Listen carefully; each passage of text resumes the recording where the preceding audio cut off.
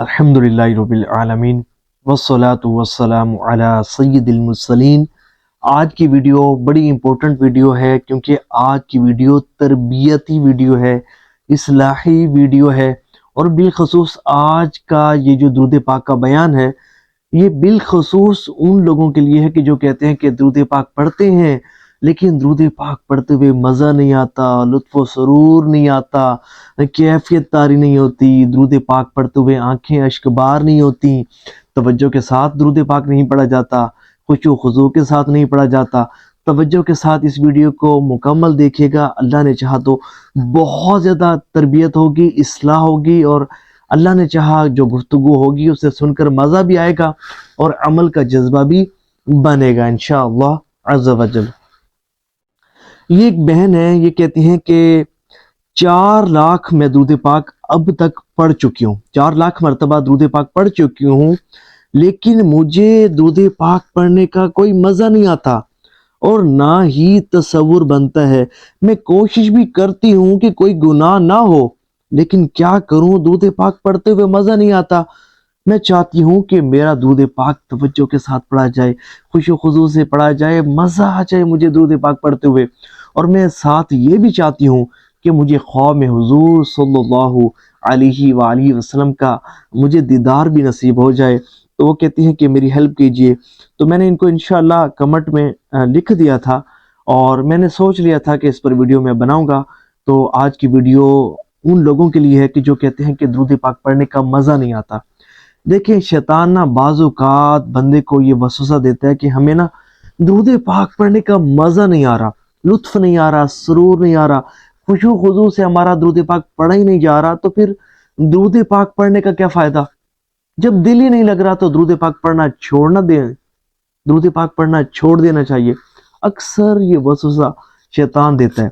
دیکھیں، ایک بات آپ اچھی طرح ذہن نشین کر لیں، ہم درود پاک مزے لینے کے لیے نہیں پڑھتے، ہم لطف و سرور حاصل کرنے کے لیے نہیں پڑھتے، بلکہ ہمارے درود پاک پڑھنے کا مقصد یہ ہے کہ ہم درود پاک اللہ کی رضا حاصل کرنے کے لیے پڑھتے ہیں، ہم درود پاک اپنے رب کو راضی کرنے کے لیے پڑھتے ہیں، ہم درود پاک اپنے پیارے آقا صلی اللہ علیہ وآلہ وسلم کی خوشنودی حاصل کرنے کے لیے پڑھتے ہیں، ہم درود پاک اپنی آخرت سنوارنے کے لیے پڑھتے ہیں، ہم درود پاک اللہ کی رحمتوں کے حصول کے لیے پڑھتے ہیں، ہم درود پاک اپنی بخشش و مغفرت کے حصول کے لیے پڑھتے ہیں۔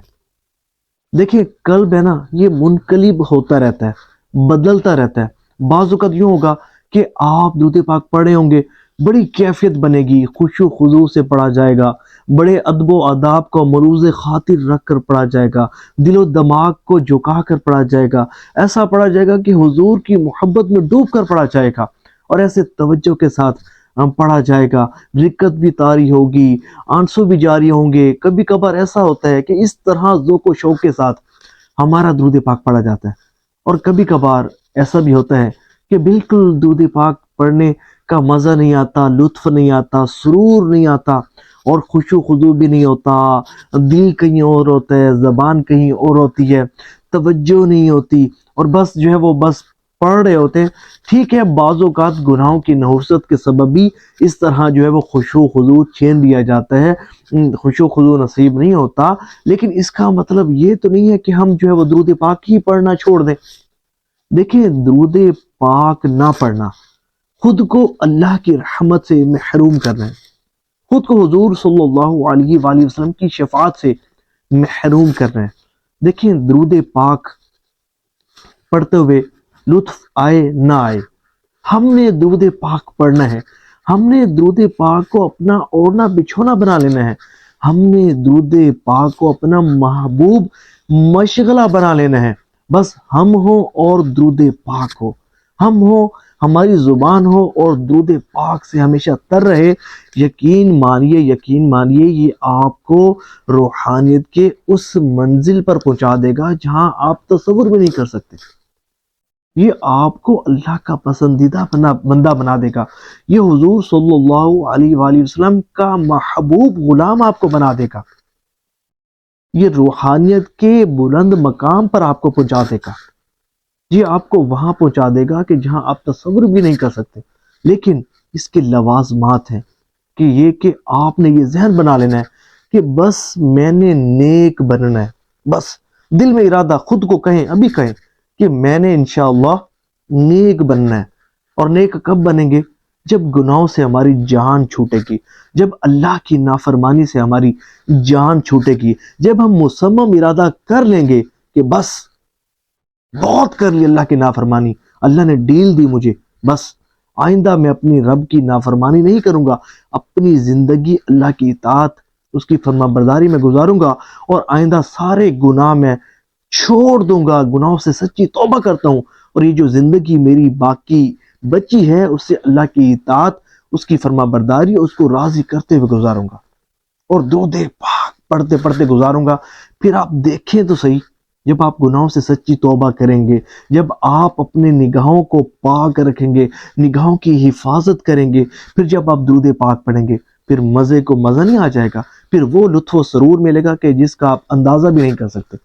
اور ایک بات ہم چاہتے ہیں کہ ہمیں لطف بھی آئے، سرور بھی آئے. آپ یہ بتائیں جن پر آپ درود بھیجتے ہیں ان کو اپنے تصور میں دن میں کتنی مرتبہ لاتے ہیں آپ؟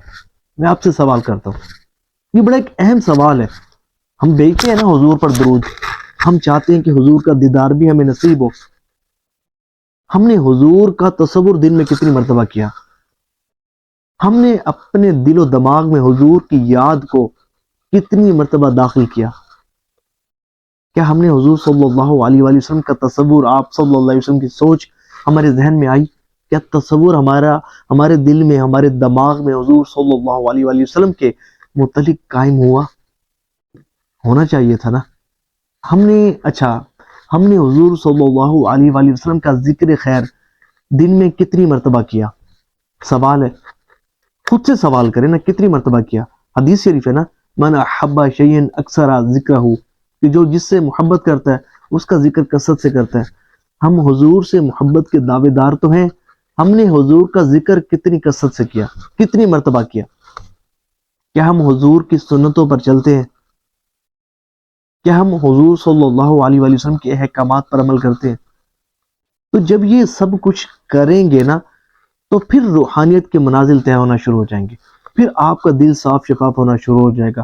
جب آپ گناہوں سے سچی توبہ کریں گے، دل کو صاف کریں گے، دل کے میل کو درود پاک پڑھ کر صاف کریں گے، تو پھر مقام و مرتبہ حاصل ہوگا.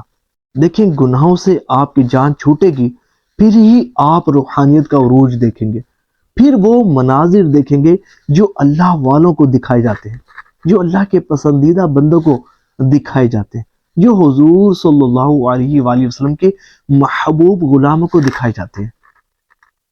اور دیکھیں حضور صلی اللہ علیہ وآلہ وسلم کی زیارت کا شوق، آپ کی زیارت کی طلب کس مسلمان کے دل میں نہیں ہوگی؟ ہر شخص چاہتا ہے. تو اس کے لوازمات بھی تو پورے کریں نا بھائی. ہم ہیں اپنی نگاہوں کو حرام سے پر کرنے والے، مسلمانوں کو تکلیف پہنچانے والے، غیبت، چغلی، بہتان، الزام تراشی، حسد، بغض، کینہ، ریاکاری، والدین کی نافرمانی، مسلمان کو تکلیف پہنچانا. کون سا ایسا گناہ ہے کہ جو ہمارے اندر آج نہیں ہے؟ خود کو گناہوں سے بھی تو پاک کرنا ضروری ہے یا نہیں؟ ہے نا ضروری. ہمیں چاہیے نا، ہم چاہتے ہیں نا کہ اللہ کے نیک بندے بنے. دل کو صاف کر لیں. آپ کا جو دل ہے ہر طرح کے بغض سے، حسد سے، کینے سے، ہر طرح کی نفرت سے پاک ہونا چاہیے. آپ کے دل میں کسی بھی حضور کے امتی کے لیے کوئی میل نہیں ہونی چاہیے. پھر شریعت پر عمل کریں، نماز روزے کی پابندی کریں، درود پاک کی کثرت کریں. آپ دیکھیں تو صحیح روحانیت کو کتنا عروج ملتا ہے. تو یہ ان چیزوں پر عمل کریں گے تو بہت کرم ہوگا.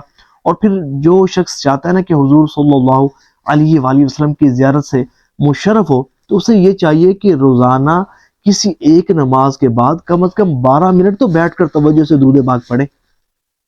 اچھا ایک سوال ہے، مجھے یہ بتائیں ہم میں سے کون سا ایسا خوش نصیب ہوگا کہ جو اسپیشلی جاتا ہو وضو کرنے کے لیے، اس مقصد کے لیے کہ میں یہ جو وضو کرنے جا رہا ہوں، وضو کر کے میں اپنے حضور پر درود پڑھوں گا. کبھی ایسا ہوا کہ ہم خاص طور پر وضو کرنے گئے ہوں کہ بھئی میرے یہ جو وضو کرنے کا مقصد ہے، مقصد یہی ہے کہ وضو کرنے کے بعد 2 رکعت نماز نفل پڑھوں گا اور پھر اس کے بعد اپنے آقا صلی اللہ علیہ وآلہ وسلم پر درود پاک پڑھوں گا. نہیں ہے نا ایسا. تو جناب کوشش تو کرنی پڑے گی نا, تھوڑی کوشش کرنی پڑے گی. جب یہ کوشش کریں گے اللہ تعالیٰ, آپ محنت کریں, اپنی کوشش کریں, اللہ تعالیٰ آپ کو پھل عطا فرمائے گا. اور حضور صلی اللہ علیہ وآلہ وسلم نے شفقت فرمائی تو میٹھی نظر پڑ ہی جائے گی اور آپ کا بیڑا پار ہو جائے گا انشاءاللہ عز و جل. اور سونے سے پہلے بھی کوشش کریں کہ ایک تسبیح درود پاک کی حضور صلی اللہ علیہ وآلہ وسلم کا تصور ذہن میں رکھ کر پڑھیں, باوضو سوئیں, کرم ہوگا. ایک رات ایسی آ جائے گی, جلد ہی آ جائے گی کہ آپ حضور صلی اللہ علیہ وآلہ وسلم کی زیارت سے نوازے جائیں گے. اللہ کریم مجھے بھی, آپ کو, ہم سب کو حضور صلی اللہ علیہ وآلہ وسلم کے دیدار سے مشرف فرمائے, حضور کی زیارت سے مشرف فرمائے, اور کثرت سے ہمیں درود پاک پڑھنے کی توفیق عطا فرمائے. ثواب کی نیت سے اس ویڈیو کو شیئر بھی کیجیے گا اور کمنٹس میں اپنی نیتوں کا اظہار کیجیے گا کہ یہ ویڈیو سن کر, ویڈیو دیکھ کر آپ کا کیا ذہن بنا, کس طرح کا ذہن بنا. اپنی اچھی اچھی نیتوں کا اظہار ضرور کیجیے گا. صلو علی الحبیب صلی اللہ تعالی علی محمد صلی اللہ علیہ وآلہ وسلم.